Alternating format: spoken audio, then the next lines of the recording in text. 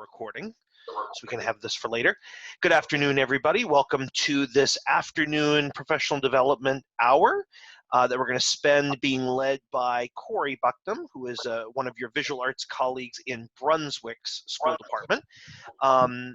Among other interactions that we're all going to have together today in this hour as we talk about updating your advocacy. For those of you that don't know me, my name is Jason Anderson. I'm your Visual and Performing Arts Content Specialist at the Maine Department of Education. And like I said, I'm thrilled to have partnered with Corey today on this advocacy session because I think now more than ever, we're all keeping that probably more in the forefront of our mind than in the back of our mind. We often find ourselves as arts educators in constant advocacy mode, but it's particularly poignant right now, seeing as what we're going to hit coming up with budget issues and hybrid models of schooling and where interdisciplinary learning and project-based learning is going for all of us, either within our districts or even at the state level. So it's going to be really exciting. Like most of the sessions that we have, I see this as a starting off point. We are obviously not going to solve all of our advocacy issues in an hour, because if we do, then all of us together on this call, we package this and we take it worldwide, and we can all retire early because we will have solved all the issues. My wife goes woo woo in the background. She's all about me retiring early. So I'm not sure. Does she know that spends more time with me, or I don't know? Oh, she wants me to go worldwide. That's exciting. Okay, so anyway, if you would all do me a huge favor, in the chat box, if you would just drop your preferred email address. The reason I'm asking for that now, and I haven't in the past, is that we're working with a new professional development certificate system at the DOE, and I want to make sure that if it goes haywire, that I have a way of getting a PD certificate to you. So if you would just go ahead and put your preferred email address in the chat box, I'll save that at the end.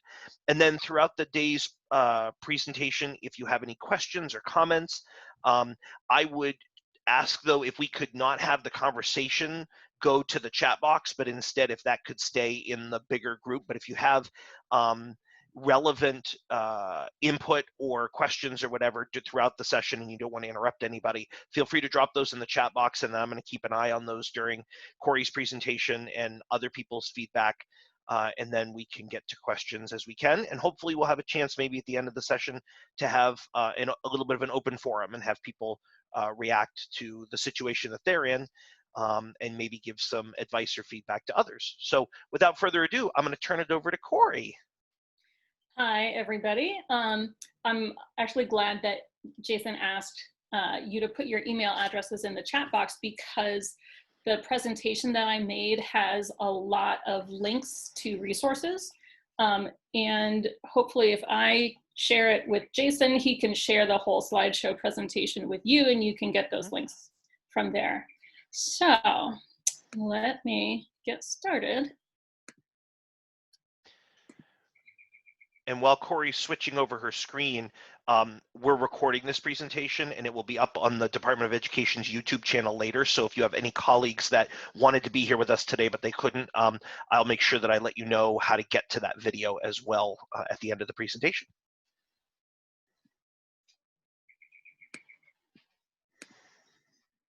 Okay, here we go.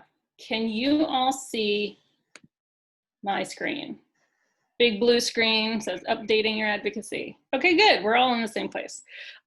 So I feel like now's a really good time to start exploring new strategies for advocating for our visual arts programs. I think a silver lining of the whole situation that we're all in is that it may give us the opportunity to really open people's eyes and see how important the visual arts are for not just life in general, but also for healing trauma. We've all been through trauma with this coronavirus situation and schools shutting down. And there's already been a huge trend for social emotional learning in schools. And I think arts education can go hand in hand with that. So that being said, I do have a disclaimer, because this presentation, it is a work in progress. And by that, I mean, towards the end, it's kind of a hot mess because I came up with this proposal, well, this session as a proposal that I submitted to the NIEA to present at the convention next year in 2021. So I had the idea ready to go, but I hadn't actually made the presentation. So I made the presentation this morning. So it's about as good as I could get it by 2 o'clock today. But it's also a work in progress. So I want this to kind of act as like a living document. So my goal for this today is to really start conversations that we can then add more resources to this presentation to make this presentation even better if in fact I do get accepted to present it in Chicago next year at the convention. So that's the goal. So today I want to take a look at 4 different types of advocacy. These are just 4 categories that I sort of made up. And I want to explore sort of new strategies and adapting old strategies to look at what we used to do, what might still work, what we might need to do that might be different. So the 4 categories I want to look at are celebrating student artwork, promoting our programs to our own students to get students excited about our programs and to sign up for our programs if our programs are elective, outreach, giving back and connecting with the community. And the last one I call fight, fight, fight, which is basically collecting resources and data and ammunition and ways to really make your case to stakeholders. So let's get started. Celebrating student artwork. So in the past, that rosy past before the coronavirus hit, we would celebrate student artwork by just putting it up on display in the halls. We would have end of the year art shows. Youth Art Month was totally normal. We had scholastic art and we celebrated that in person at the Maine College of Art, and that was all great. So now we need to really consider some alternatives because we may be back in school physically. We may be able to still put work up in the halls, but I think we also need to really focus on other ways to celebrate our students. I think a huge one is going to be sharing on social media. You can share it under your schools or your district's social media profiles. You can create your own art department profile. But this is, of course, assuming that you work in a district that uses social media, and Brunswick, as much as I love it, does not. And we have no social media policy. And the only social media that really happens is sort of by parents. So I'm kind of in the process of fixing that or trying to fix that. And I think once that gets up and running, that'll be wonderful. And we can really, really reach a huge audience because parents, they love to see their students' artwork. They just do. People love to see it. So social media is going to be huge. And if you don't know, there's an online program called Hootsuite, Hootsuite. I forgot to put a link into it here, but it's a way to schedule social media posts ahead of time on multiple platforms at once. I think the free version that you can sign up for as an educator, I think you can link up to 3 different platforms. So like Instagram and Twitter and Facebook. And ahead of time, you can just schedule all your posts for the month in advance. So that's a great tool if you do have a social media campaign up and running. Hootsuite. Other than social media, virtual art shows are now really the way to go. When we have been doing distance learning in the last few weeks, we've been doing weekly virtual art shows. We just slapped every single kid's artwork into a Google slideshow and we emailed it out to parents and staff. And we got better at it as the weeks went on. It was a little messy in the beginning. And you can do that weekly. You can do it by project. So like say at the end of a figure sculpture project, that's when you share your virtual art show, or you could do an end of the year art show. And that's what we're planning next, is to create by grade level giant end of the year art show with artwork from every single student in school. So we actually went to school the other week, and we found all of the artwork from first semester that we'd been saving, and we photographed every single one. And now we have kind of a ginormous task of putting it all into a slideshow, making it pretty. But as we move forward, I think we're going to be doing a lot more online with our students. So we're going to be teaching our students to take their own photos and to upload them themselves. So hopefully my job creating those shows will become easier. Also, there's a link that you'll be able to access to the Massachusetts Art Education's page. They have a page of resources just for putting on virtual art shows. So they have information about Google Slideshow and Padlet and Artsonia and a whole bunch of other options. So it's a great place to go and get some ideas. Other ways to really show, hang on. I'm gonna have to pause for a second because I've got construction happening, and I'm gonna have to turn my video and sound off while I go close my windows. I will be right back. I can fill time for a second, I guess. So I put a link in the chat box to that Hootsuite webpage or platform, so you can take a look at that. And I think that this is probably a good opportunity if you're thinking about moving some of your advocacy into the social media vein, to really determine what your district's policy or protocols are for that. I know that there are a lot of school districts that have social media postings and whatnot covered in their blanket media release forms that they do for students, but you might want to check and see what your district is doing. And frankly, if they're not doing anything in particular, it would probably be a good prompt to put a guidance committee together, steering committee, and figure out how to make that happen and maybe weave that into your media release form. Corey, I was just talking about taking this opportunity to make some traction on weaving social media into media release forms or whatnot. Yeah, I mean, there's definitely going to be a huge push to do everything online, and I think we won't be able to avoid using social media as a school department. I think it just has to happen. Thank you all for being patient with me. I'm so sorry. Okay, back to work. Let's see. Where were we? Where did my window go?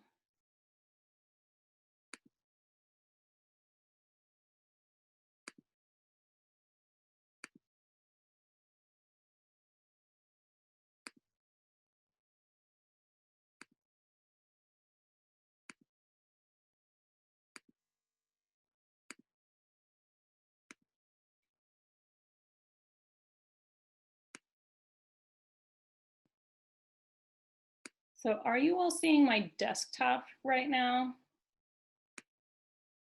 Yeah. Okay. I don't know where. I don't know where it went. Did you have it as a is it a Google Slides show? Yeah. I wonder if you have a window that says Zoom right now. It looks like a browser window. I wonder if it's one of those tabs. Nope. That's okay. I'm opening it again.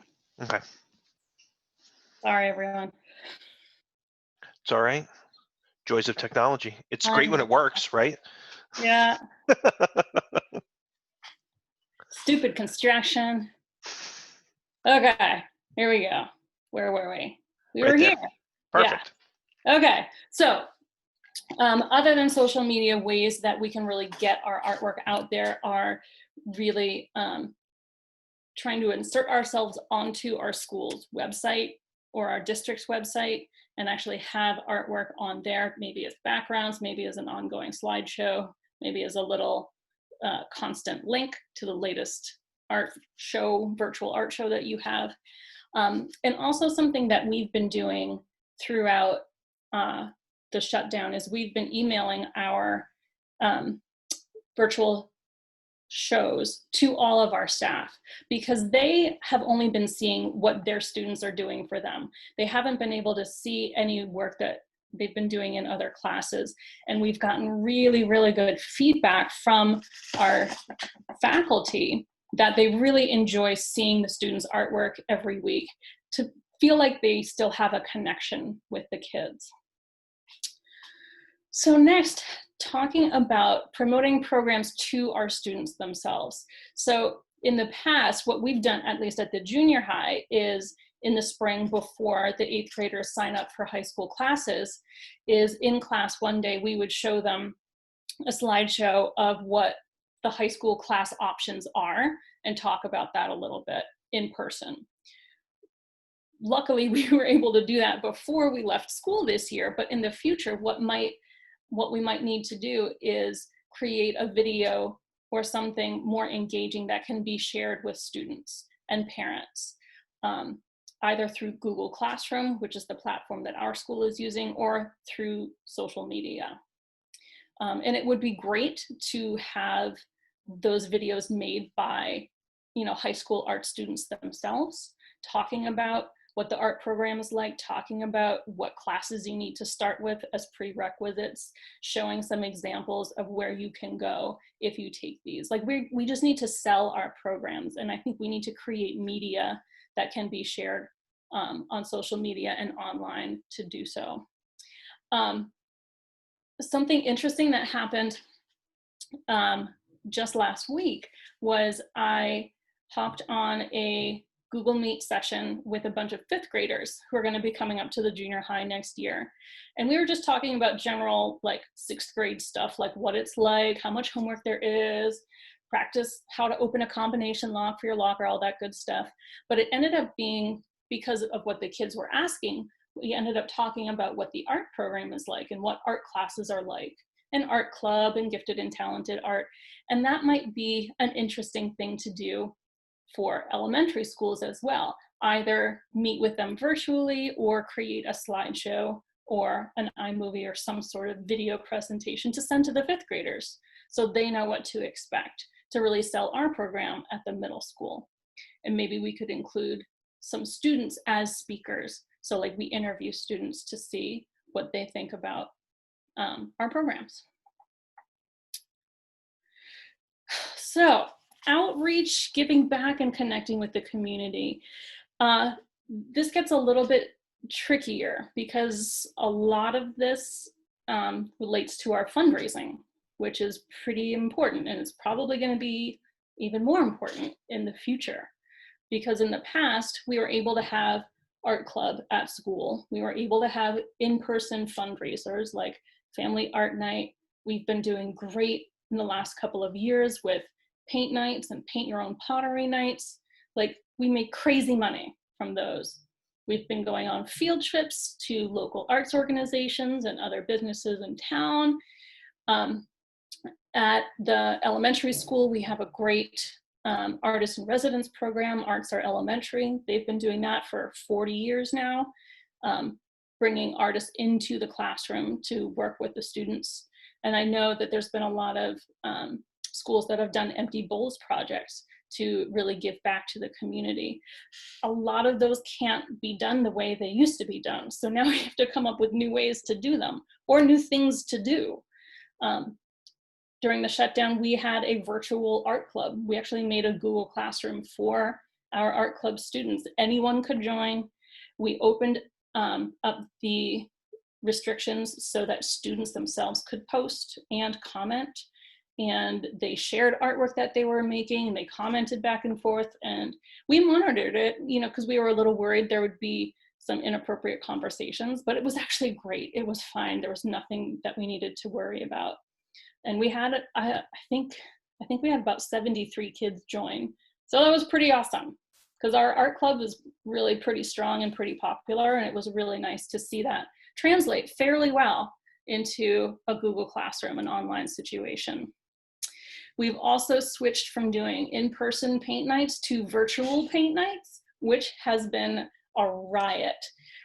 We used to do paint nights as a fundraiser, but when we shut down, we had to cancel our, our art nights, our paint nights. And we decided that it was just so stressful for everybody. We just needed to give people the chance to de-stress and relax. So it's almost like community service. We started a series of free paint nights. Now people would have to get their own supplies, and we promoted a local art supply store who created a page on her website with all the supplies that people would need for that paint nights project. So what color paints, what kind of brushes, canvases, things like that. So we fed business to her, but people did bring their own supplies, and we all just hopped on a Google Meet and we did step-by-step painting, which was amazing. And it was really, really popular. Our last one was just last Friday, and I think we had about 44 people participate. And I'm talking all ages, like 5-year-olds to like upper 70s. So people were there with little kids, siblings, we had faculty join, and we just keep getting email requests for doing more. We now have done birthday parties, paint night birthday parties, which is really fun. And next year, I think we're gonna go back to in-person ones if we can, but if we can't, we are gonna be doing virtual paint nights as a fundraiser. So we'll probably buy the supplies ahead of time, make them into kits, and have them available for pickup. And when people sign up and pay, they can go get a kit, and then they join on the Google Meet and we all paint together. Instead of doing field trips, we could work with museum education staff to design virtual experiences or alternative lessons. Artists in residence, that becomes mostly virtual as well. Arts Are Elementary, the artists working with our elementary students, they've done a great job of doing video lessons, like pop-up art lessons, dance lessons. They've done online collaborations. They've done a fantastic job, and they've been really publicizing it well on Facebook. For empty bowls, that gets really tricky because you can no longer, come together and have a meal with other people and share food and be together and stuff like that. So an alternative that I thought of would be to somehow, if we are able to be in school and create bowls instead of having an event to raise money, somehow create an online shop where people can buy the ones they want to, and the donation would go to a local food pantry or something like that. And another way to reach out would be to collaborate with classroom teachers or other content area teachers to really try and bring arts integration into the schools. I think it might be good if we are in a situation where in middle school, if our students stay in one classroom all day and teachers rotate through, it might be really nice to give them some sort of mental break, some sort of arts integrated lesson to break up the monotony of that day of staying in one place all day long. So fight, fight, fight. So there are a lot of old ways to advocate for arts education, like attending school board meetings, emailing administrators and board members. And I mean, I did not even finish this list. It's, about networking with parents and getting them on your side, maybe starting a boosters club for the arts. And a lot of those just need very little translation to be used in this new uncertain situation. Our school board meetings are now virtual. Attend those virtual school board meetings. Write in your questions or comments ahead of time. Email your administrators or your board members. Recruit student advocates to make videos that you then send to administrators. there's some programs that I used, like Loom, iMovie, Screencastify, to create a sort of narrated video showcasing the importance of your programs that you can use as an advocacy tool to email to stakeholders and administrators. So maybe you just put together a slideshow of almost like your end of the year slideshow. And on top of that slideshow, you narrate how this is really important to your students and the benefits of art education. So you're explaining the importance as they're watching the artwork go by. Participating in Arts Education Week in mid-September, I have no idea how this is going to look this year. I would imagine that there would probably be some virtual opportunities there, and that might be worth looking into. And I think you can find links on the NAEA website for that. I think I even have a link to it in a couple of pages. And then finally, my favorite part, do your homework. So really, really collect research and data and facts and figures, stuff that will really impress people and show them factually how arts education will benefit all the students in your town, and then share that. So there are lots of, this is where the hot mess comes in my presentation. I don't have a whole lot of like pretty pictures. I don't have like, these are all links, but I didn't have time to like make them titles and make them look neat. But the NAEA has a whole lot of art advocacy resources. So I put links to some of my favorites on here. And here are just a couple of screenshots of some of the things that I have linked you to. And this is their most recent statement of arts education is essential. I think this just came out in late May, but I don't know, something the 26th. If you need something to send to an administrator, this might be a really, really good one. The second page of this, which I don't have on here, lists an entire page of other organizations, both arts and just education, upper level education, middle level, everything, supporting this statement, and it's pretty impressive. Americans for the Arts, this website, I absolutely love this website. It has so much information and I have so many links here because this is a giant rabbit hole of advocacy information, like tons and tons of research from like the government level down. So these links will take you directly to like the cream of the crop. So you don't have to go down the rabbit hole that I did and spend hours and hours on the website.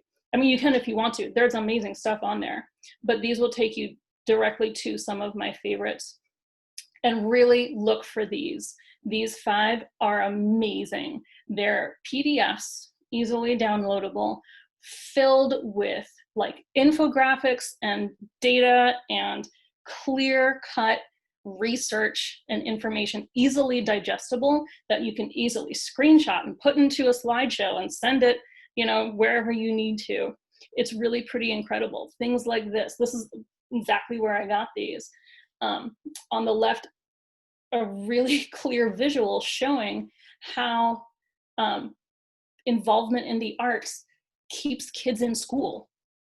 It's true. Like there's research about this, and these PDFs, these documents, really give you a lot of tools for showing people this. And this hot mess of a page, this is kind of a hodgepodge of resources that I found when I was looking for how art can help people in times of crisis, maybe during the coronavirus crisis or social unrest, which we now have. So there's a lot of information that you can find at these sites as well. And there's some government sites that aren't necessarily connected to art or education at all, that you can find some really impressive numbers at. The Bureau of Economic Analysis, which this link goes to, will get you to information like you see here, like this chart that shows contributions to the GDP by arts and culture industries. And it shows you how this graphic is from 2014, but it shows you that in 2014, the arts and culture industries created $730 billion of money for our country. And that's only gone up. The latest data, which they didn't have like a pretty graph for, in 2017, I think it was up to $877 billion. And that's higher than transportation, that's higher than tourism, that's higher than construction. And this is from a government website. So it's not like you're making this stuff up. So people will believe you when you show them this. And that's it. So I think that's it. Yep, that's it. So I'm going to stop sharing my screen.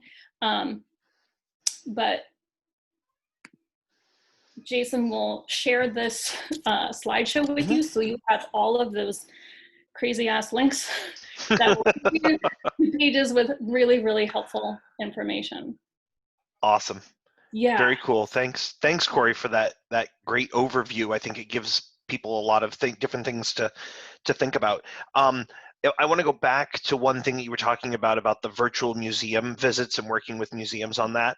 Mm-hmm. I was on a call, it was probably 3 weeks ago now, with Abby Newkirk, who is at the Colby College Museum of Art, and they are actively working right now to figure out how they can not only take their collection online in a variety of different ways of being able to interact with it, but they're also wanting to know from the field what it is that you all would like them to focus on as opportunities for both you and your students. So whether it's something that you direct your students to, in addition to what you are presenting them in a classroom, or something that you use in conjunction with a unit that you already have, or if it's just a matter of helping them to refine like the virtual field trip experience, because there are many of you in the state that would struggle with securing transportation costs, and even though Colby's an exception because they cover all of that for you through their visitation program and their outreach program. But if you were struggling with getting access to buses or things of that nature, and a virtual field trip was an ideal experience for you and your students, they want help in the design process of that. They want to know what you would want to see and have your students experience, whether it's like a virtual maker space led by one of their educators doing something that, again, is kind of in conjunction with what you're doing. But I would reach out to Abby. I put her name and email address in the chat box. So if you're interested in offering some feedback as someone who is in the classroom right now, giving them an idea of what direction to head with that, I think that would be really useful and helpful for everybody. And they want to build this out not just in time of COVID-19 or anything else. They want to make this a robust resource for everybody to use going forward in the future. It's funny, this pandemic, I think, has gotten us all, and some of you have heard me say this before, it's just sort of thrown us in the deep end of the pool where we've been sticking our toe in for the last several years, right? And so now we're finding ways to survive. And I think we all, though, as creative thinkers, want to build something that's robust that we can use and integrate into the future in our classrooms and with our students and with each other, really. Yeah, and I'm pretty sure the Portland Museum of Art is doing similar things. And is it Megan Quigley? Is she still the museum education person there? Heidi, could you put her email address, if you have it, in the chat box for me? Because I'd love to reach out with her and make a connection as well, if you have it. Or if anybody on here has it, if you could throw that in the chat box, that would be helpful to me. I don't believe I've met Megan yet. I should do that. She's great. Oh, I'm sure.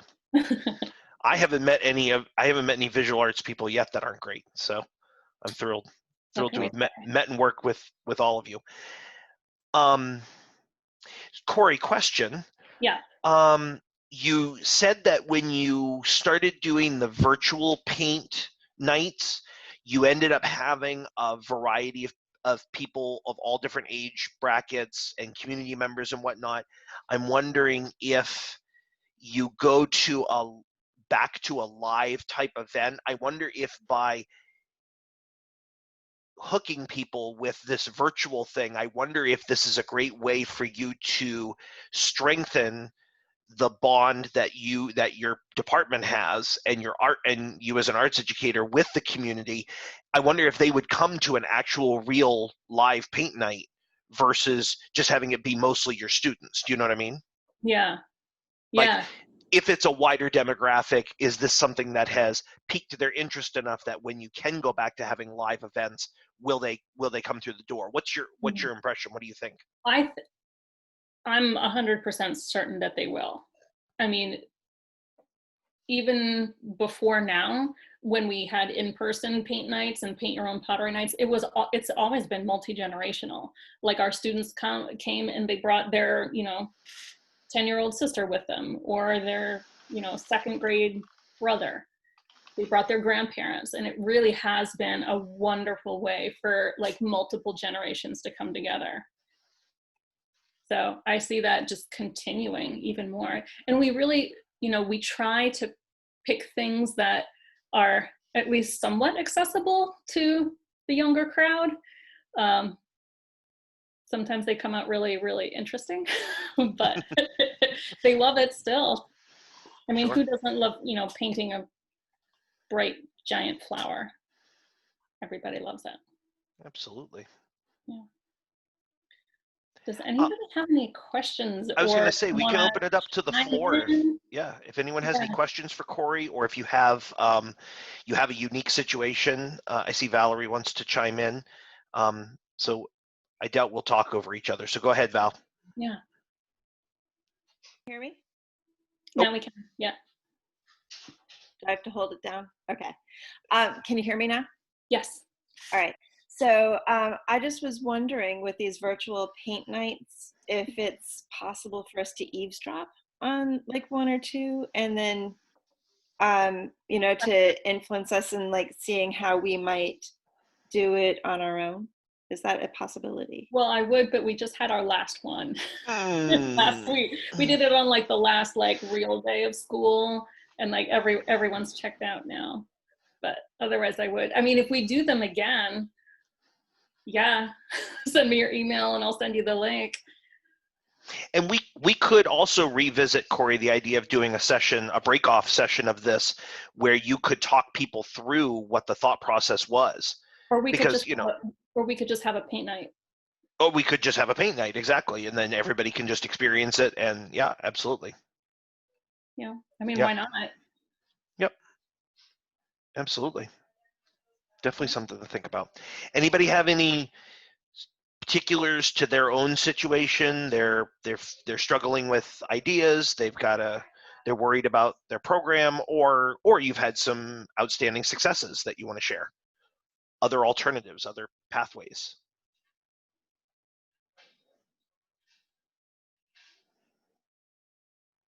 I had a really successful project in which the students were asked to forage materials and create an art project, exploring contrast and pattern.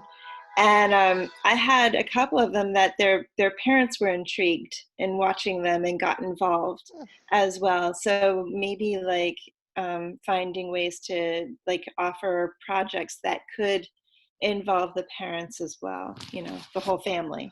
Yeah, that's a great idea. Like when we give our students, assignments that they have to do at home, say, okay, if you're, tell your family about this if they want to do it too. Awesome. I had one parent who, because I sent out a bunch of options for the last quarter, and I had one parent challenge their very, very resistant child to who could make the better. And they both did the assignment and submitted it, which was really, just sort of was a fun thing that came out of this. So another way to add inspiration. Well, and that's another thing, like, we haven't really been in a situation where parents are watching their kids make art for school. They might see the end result, but they haven't really been there to see the process. And, like what I've been doing with my students in the last couple of months is pretty simple. Like, it's not really super rigorous because it was emergency only learning. But moving forward, it could be really eye-opening to parents, and they could really start to understand, oh, there's a lot of thinking behind this. This is really cool. I wish my art class had been like this when I was little. I bet there's a lot of parents thinking that. One of my assignments was a creative birdhouse, and that connected a lot of students with tools and machines and connections with their grandparents and how to do things that were very, very complex and exciting. So sometimes just putting the challenge out and letting the kids sort of invite people to be a part of that. Or an assignment could be teach your parents how to draw in 1-point perspective. Your assignment is to turn in their drawing to prove that you taught them. I'm just making this up. I hope you are recording this, right? Okay, good. Oh yeah, absolutely. Oh yeah, yeah. This is a gold mine. I'm going to take all this and turn it into something later. Yeah, I'm definitely doing that this year. Teach your parents how to do it. Turn in their drawing to prove that you taught them.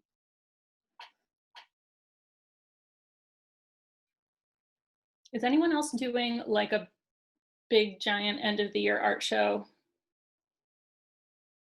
Maybe through Artsonia or anything, anybody?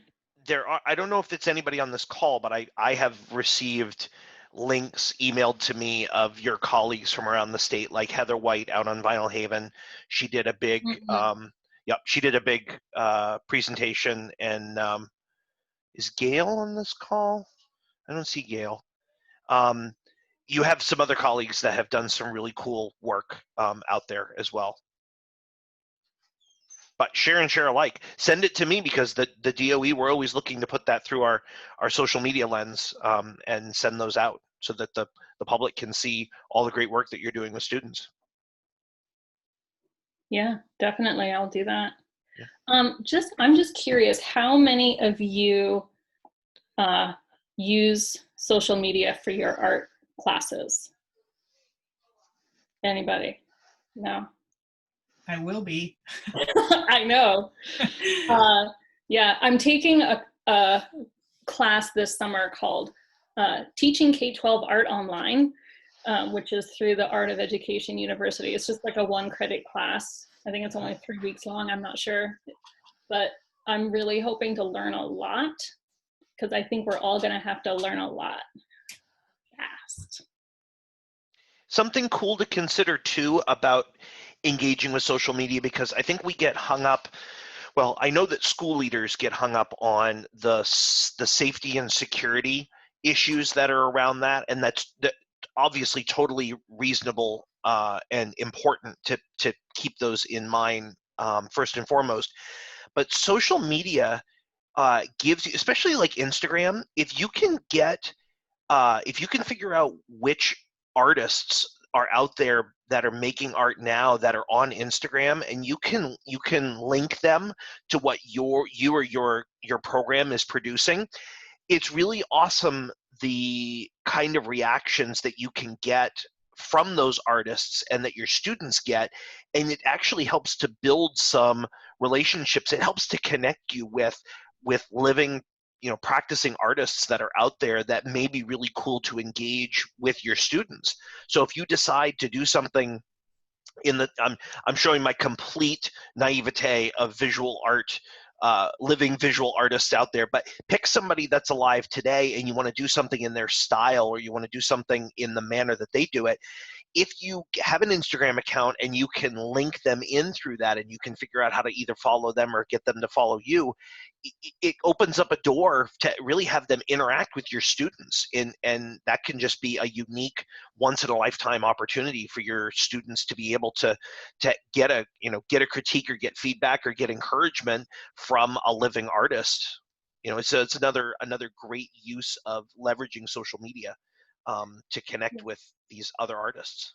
And it can also be a great way to bring artists of color into your curriculum, women artists who, aren't dead old white guys, like new artists, relevant artists. So we're not just teaching the same old art history, but to really bring it to life for kids and say, this is what art is like right now. This is what's happening. This is not like, 300 years ago, this was art. We're going to make art like they did 300 years ago. because why? So maybe we could really sort of flip that to be very, very contemporary based, because you can find artists to fit any lesson in your curriculum. You don't have to, you know, come up with something totally new. I like these ideas, Jason. This is great. Well, it's, you know, it's very fair. It's very fair to take the position to start with that you don't know what you don't know. Mm-hmm. And it takes opportunities like this, I think, for us to come together and realize that between all of us, we have little components and little thoughts and little experiences that may have been a one-off at the time, but it stuck with you enough to have other people be influenced to go back and look at it.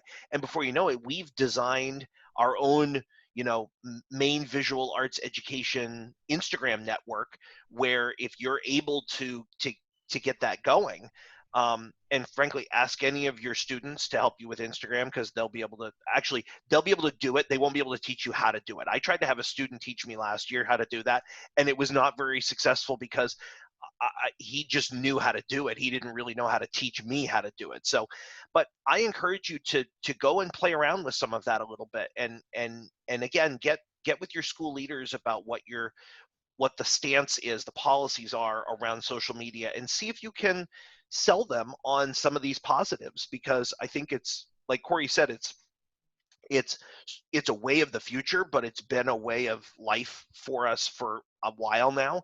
And It's been a way of the future for about 10 years now. Exactly. So instead of continuing to dabble or know that it's there but not really use it, you know, I think Corey presented some really great stances today and approaches and on-ramps to using it as a leverage tool, and you can get a lot of bang for your buck with going through social media for advocacy. So, you know, I encourage you to play around with it, and you know, at least get comfortable with it, maybe before you venture into introducing your students' artwork or whatnot. You know, maybe start an Instagram account for yourself and put some of your artwork up there, and then that will give you sort of a sandbox to play around with a little bit, so you can get comfortable with it. Anybody have anything else that's advocacy related? Any questions, problems, anything that you're wondering about?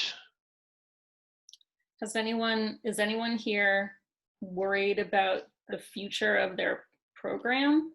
Like, do you feel you're going to have to really advocate? Yeah, Heidi. Yeah. I am not worried about this coming year. Mm-hmm. I am worried about the year after. I feel like I'm good this year, but when I think about all the stories I'm getting from my students, we're 55% free and reduced lunch, and I know not everybody reports. I don't know if we're gonna have the tax base to support. I don't know. Mm-hmm. We'll see. Yeah. I mean, I'm kind of expecting budgets to go down, but I'm really hoping they don't cut teachers. I'm really hoping they don't cut programs. Well, so if I could do a little bit of a shameless plug here, you know, one of the initiatives, one of the directions that the Department of Education is starting to move in is that of interdisciplinary learning, arts integration, project-based learning, weaving in social emotional learning. Many of you have been on calls where you've heard me talk about this. You know, one of the ways of the future that we can look at shoring up the importance of arts education in our schools is one avenue is to go in on that interdisciplinary component. And I know that many of you have had, over the years in your career, you've had varying experiences with interdisciplinary learning, and a lot of it has been left to the fact that you have been left to your own devices to figure out what that means. You've had maybe a one-day PD session in your district on what interdisciplinary learning is, and then your administration sets you off to work on it, and then you never get followed up on it again. So the goal now is that we want to set up a series of professional development opportunities for all of you and give you support and encouragement over the coming year. So it does not address necessarily your arts classes for art's sake. That's another conversation that we need to keep having, but this at least gives us an opportunity to integrate with other content areas so that if it comes down to, well, we don't need an arts teacher, the response to that can be, well, you do, because the visual arts teacher, are integrated in math classes at this level. I'm integrated with ELA at this level. I'm integrated with science at this level. So the more that you're able to do that, the more it will at least weave you deeper into the fabric of your school's curriculum so that it's harder to sever. Do you know what I mean? But Heidi, your concern is valid, and everyone's concern is valid. And frankly, we are in for quite a roller coaster when it comes to budget and whatnot. I think Suzanne is presenting next week on cross-curricular connections. Yep, absolutely. Yep, and that's a week from today, I believe. Yep, at 2 o'clock. Yep. So hopefully that will give us a little bit of a way that she thinks about it, and hopefully you guys can bring some to the conversation as well, and we can talk about what we're doing right now, and that will help give me an idea of where the holes and the gaps are, so that I can help you have a more comprehensive vantage point of how to do that comfortably.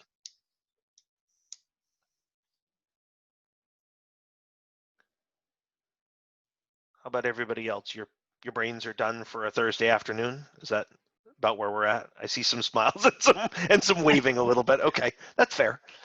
Okay, I'm going to put in the chat box then a link to a feedback form, except like Corey, I have a million windows open and I've got to find the right one. All right, let me see. Fingers crossed this will work.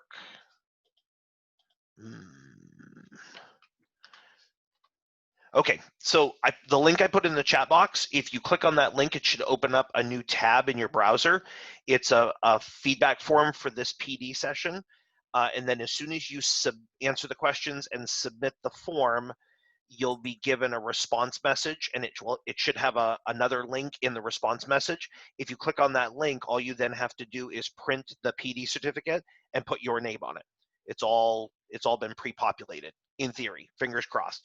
But if you didn't put your email address in the chat box for me because you came in a little late, if you would take a moment to do that, because in the event this all crashes and the PD certificate and form system that we're working on doesn't work for this time, I want to be able to follow up with you and make sure that you get a contact hour certificate for one on contact hour for this. So Jason, email it. Yeah, go ahead, Heidi. Sorry. Does it matter to you when you ask where are you from? Does that mean where do you live, or does that mean where do you teach? Because that's preferably places. Preferably where you teach. Got That's it. Yeah, that question is not as clear as it should be. So we need to go through and refine that a little bit. But yeah, if you could answer that in terms of where you teach. Thanks. You're welcome. Because yes, there are some of you that teach cross county. I get that. Cool. Well, if there's nothing else for the good of the order, I want to thank Corey for giving us that presentation today and getting our brains started on thinking about some things in a different way. Corey, of course, is always a great resource, and I'm a resource as well, as many of you out there. So I encourage you to reach out to us. If you want to save the chat box, if you're not sure how to do that in Zoom world, in the bottom of the chat box, the lower right-hand corner, if you click on the 3 dots and then select Save Chat, it will save it as a text file to your computer, and then you can go and have access to all of these links and resources and things later. That's cool. I never knew you could do that. Yeah. Thanks. And this session was recorded, and it's going to be available on the DOE's YouTube channel, which if you go to youtube.com and you search, I got to make sure I put it in right. Whoops. If you search Maine DOE COM, just like I put it in the chat box, that's the Department of Education's official YouTube channel. You can subscribe to that, and then any videos of any of these sessions that we end up recording, they eventually end up uploaded to that video library. So you just have to do a little bit of a search once you're once you get into that channel, you may have to hunt around a little bit, but you'll find it. I tend to label them with very obvious names so that they're easy to find. Because in my life, I have so many things, as everybody does, you can't find it unless you label it very directly, right? Cool. Well, take a moment to save the chat box if you didn't yet. Thanks again to Corey, and thank you everybody for being here today. And I will see you all hopefully in some future PD sessions. All right. Cool. Bye, everybody. Thank you so much. Have a great afternoon.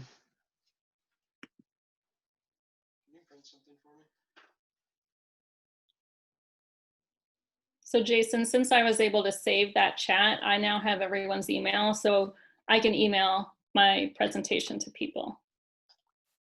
I don't want to make any more work for you, but if you want to do that, then that's totally cool. I'm happy to do it too if you want. It depends on how busy you are. If you don't get to it, let me know. And it's probably easier. Why don't you send me your presentation and I'll send it out to everybody. I'm happy to do that. I'll do that. Yep. Awesome. All right.